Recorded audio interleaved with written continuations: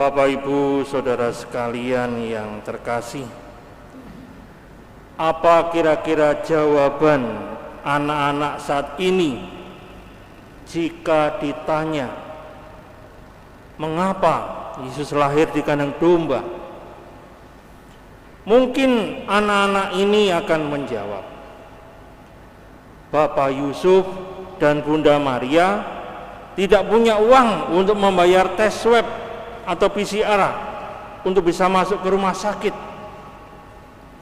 Mungkin juga ada yang menjawab, Bapak Yusuf dan Bunda Maria harus karantina mandiri di kandang domba sebelum memasuki kota Yerusalem. Atau jawaban lainnya, Bapak Yusuf dan Bunda Maria takut tertular COVID-19 jika harus bersalin dan menginap di rumah sakit. Jawaban-jawaban ini, para saudara, dapat kita pahami jika kita memperhatikan dengan seksama situasi darurat pandemi COVID-19 saat ini. Dan tentunya jawaban-jawaban ini berdasarkan situasi nyata dalam kehidupan saat ini.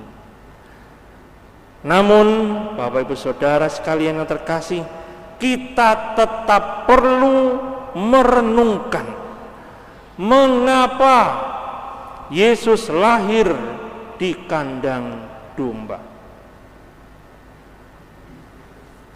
Rupanya, para saudara, Tuhan sedang memberi kita inspirasi untuk hidup sebagai manusia beriman.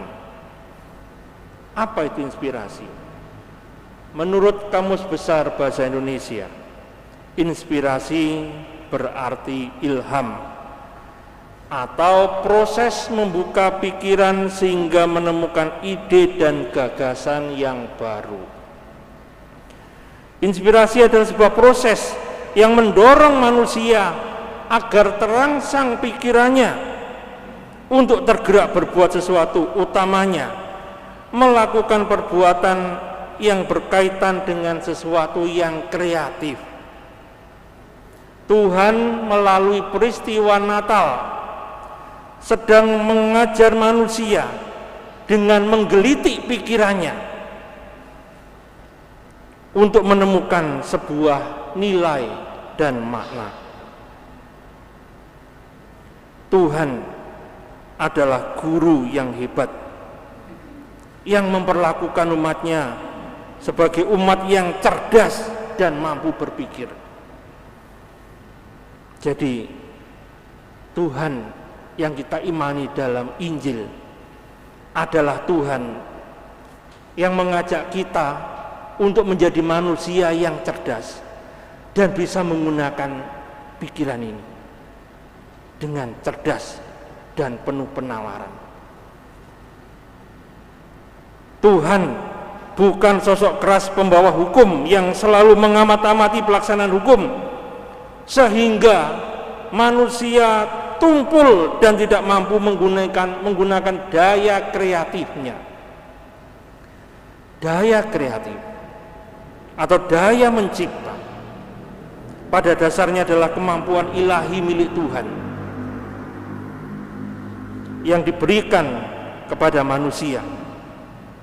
Tuhan sedang menggelitik otak dan pikiran kita sehingga kita mampu menggunakan daya pikir dan daya nalar kita untuk memahami tindakan Tuhan.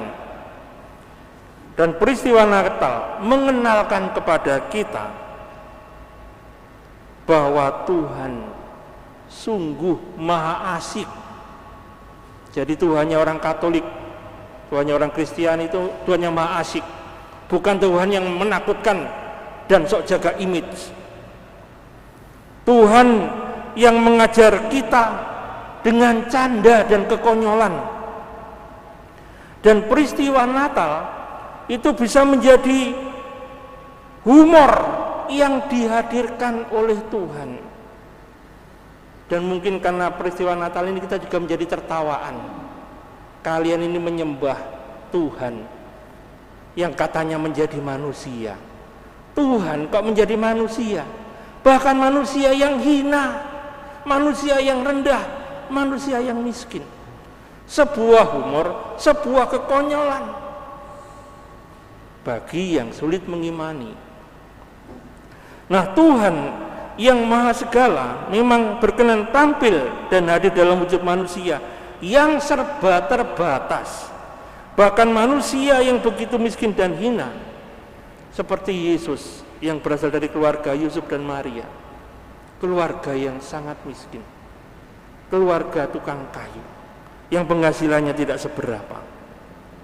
Dan humor semacam ini, para saudara, sekali lagi sulit dipahami oleh orang yang hanya berpikir tentang hukum agama yang ini atau hukum agama yang itu.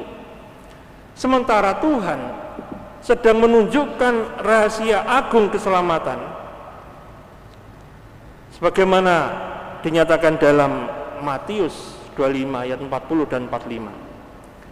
Jika Tuhan hadir sebagai manusia kecil, miskin, hina, terlantar, tidak memiliki kemampuan, butuh bantuan, butuh perlindungan, dan sebagainya, maka segala sesuatu yang kita lakukan untuk mereka yang dianggap hina, kecil, miskin, terlantar, kita sedang melakukan kebaikan untuk Tuhan.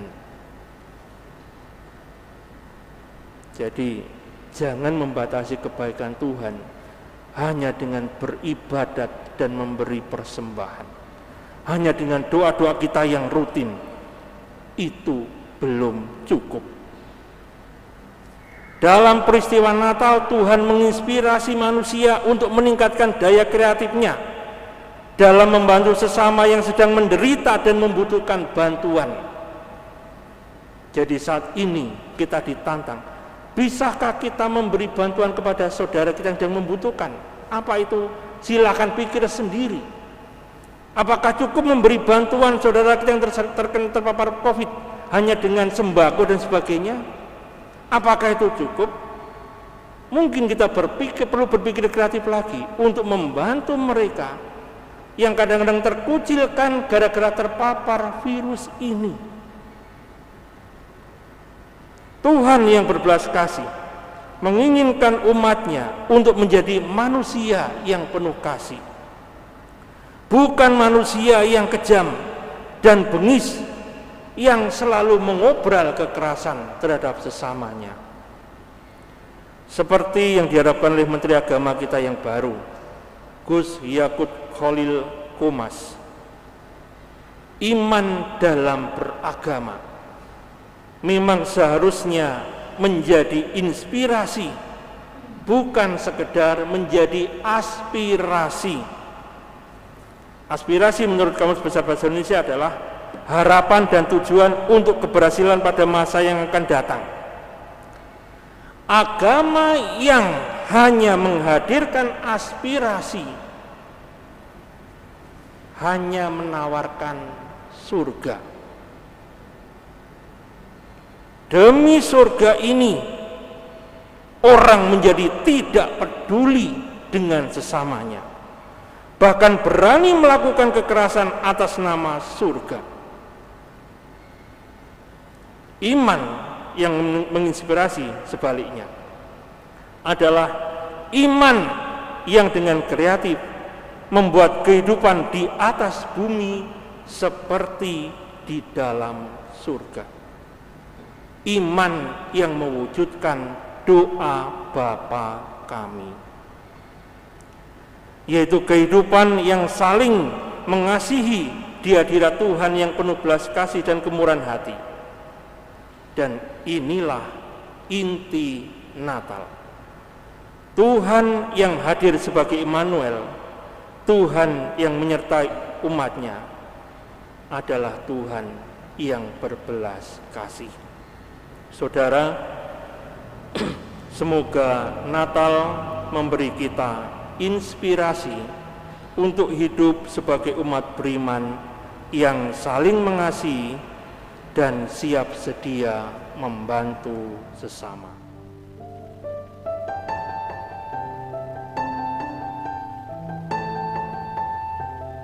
Corona membuat orang cemas dan takut, tak terkecuali gereja. Ekaristi, katekese, pelayanan pastoral, semua dibatasi. Lantas, apakah Natal tahun ini akan sama seperti tahun kemarin? Tidak mungkinkah bagi kita untuk melantunkan Gloria dengan sukacita? Jangan takut, hari ini telah lahir bagi kita Juru Selamat. Mereka akan menamakan Dia Immanuel. Tuhan kita adalah setia. Ia tidak pernah meninggalkan kita. Mari kita sambut Hari Raya Natal dengan penuh harapan, karena Tuhan selalu beserta kita. Selamat Hari Raya Natal tahun 2020. Jingle bell, jingle bell, jingle bell rock. Jingle bell.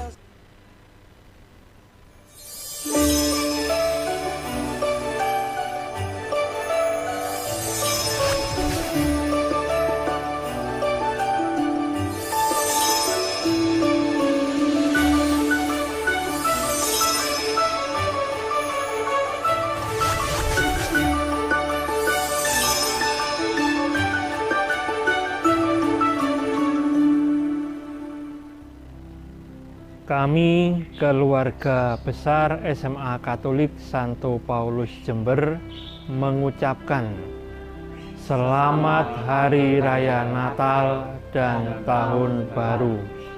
Semoga Tuhan Immanuel, Tuhan yang menyertai kita, menjadi kekuatan bagi kita dalam menghadapi tantangan dan mungkin juga kesulitan akibat pandemi COVID-19. Semoga Tuhan memberkati kita. Berkah dalam.